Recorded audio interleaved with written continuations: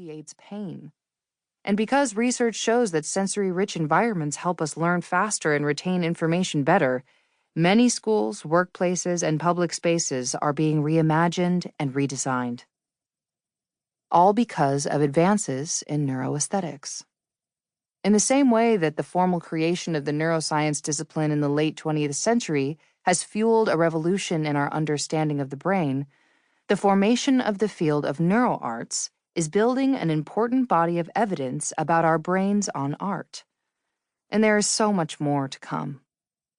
Artist Norman Galinsky's work entitled Spiral Cluster represents the dynamic relationship between the arts and sciences.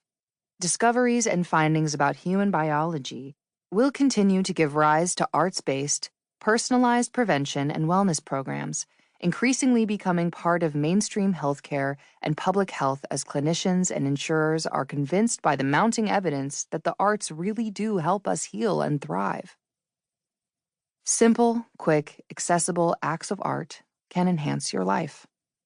Already we see a rise in microdosing of aesthetics as people use specific scents to relieve nausea, calibrate light sources to adjust energy levels, and use specific tones of sound to alleviate anxiety. In the same way you might exercise to lower cholesterol and increase serotonin in the brain, just 20 minutes of doodling or humming can provide immediate support for your physical and mental state. In fact, so many studies have shown the swift physiological benefits to our health from the arts and aesthetics that we debated calling this book 20 Minutes on Art. The two of us have come to think of this book as a kaleidoscope. Each story and piece of information forming colorful objects, beautiful patterns, and shapes within it. Make just one small turn of the kaleidoscope aperture, and your perception of the multifaceted picture changes, revealing something you've never seen before. And the possibilities are infinite. Not in some idealistic, intellectual way, in a real, grounded, practical way. This book will show you how. An aesthetic mindset. The world is full of magic things, patiently waiting for our senses to grow sharper. Unknown. An aesthetic mindset is simply the ways in which you are aware of the arts and aesthetics around you, and how you bring them into your life with purpose. Those who have an aesthetic mindset share 4 key attributes. 1. A high level of curiosity. 2. A love of playful, open-ended exploration. 3. Keen sensory awareness. And 4. A drive to engage in creative activities as a maker and/or beholder. The Irish poet John O'Donoghue once said, "Art is the essence of awareness. Being in the aesthetic mindset is being present and attuned to the environment you are in.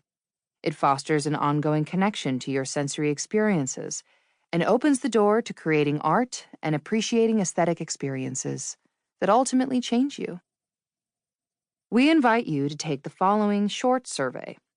The Aesthetic Mindset Index is based on a research instrument called the Aesthetic Responsiveness Assessment, or AREA, developed by Ed Wessel and his colleagues at the Max Planck Institute for Empirical Aesthetics in Frankfurt, Germany, where Ed is a cognitive neuroscience researcher. Collaborating with Ed, we have modified the AREA to provide additional prompts that explore your aesthetic mind and the ways in which aesthetics and the arts currently affect you. We suggest you take it now, and then take it again in a month or two after you've had time to go out in the world and try some of the ideas in this book. See how your score changes. Read the following statements and write down the number that corresponds to how often they apply to you, using the following scale. 1. Never. 2. Rarely. 3. Sometimes. 4. Often. 5. Very often. Number 1. I attend music, dance, theater, museums, and/or digital art activities. 1. Never. 2. Rarely. 3. Sometimes. 4. Often. 5. Very often. Number 2. I see beauty when I look at